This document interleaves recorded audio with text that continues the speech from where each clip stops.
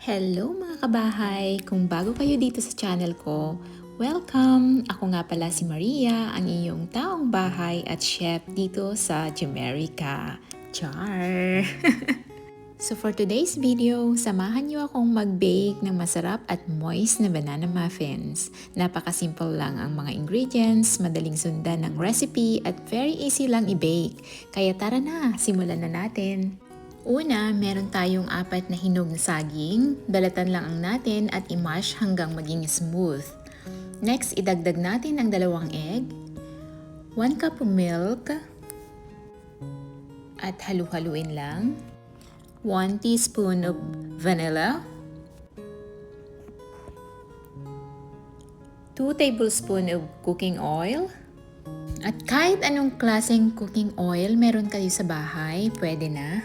Ngayon naman, ilagay na natin ang mga dry ingredients. 1 cup of flour, 1 cup of cornmeal, 2 teaspoon of baking powder, 1 cup of brown sugar, at 1 teaspoon of salt. Halu-haluin lang hanggang well combine. Huwag lang masyadong i-overmix para soft at fluffy ang muffins. Magdadagdag din ako ng walnuts para may extra crunch at mas masarap.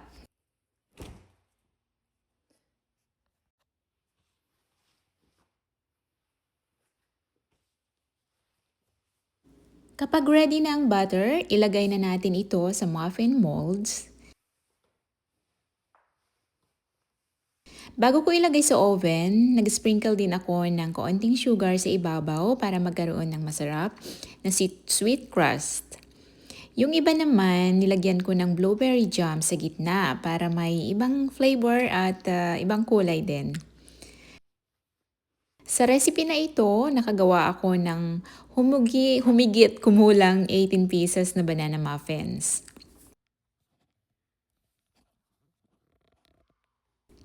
So, i-bake na natin sa 350 Fahrenheit sa loob ng 25 minutes o hanggang golden brown at malinis na lumabas ang toothpick kapag tinusok sa gitna.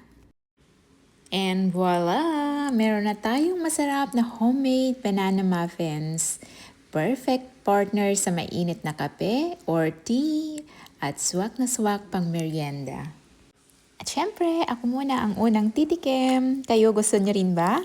Comment down below naman kung gusto niyong subukan ang recipe na ito. Thank you so much for watching. Huwag kalimutang mag-like, mag-comment, mag-share, at mag-subscribe kung nagustuhan niyo ang video. See you next vlog! Bye mga kabahay!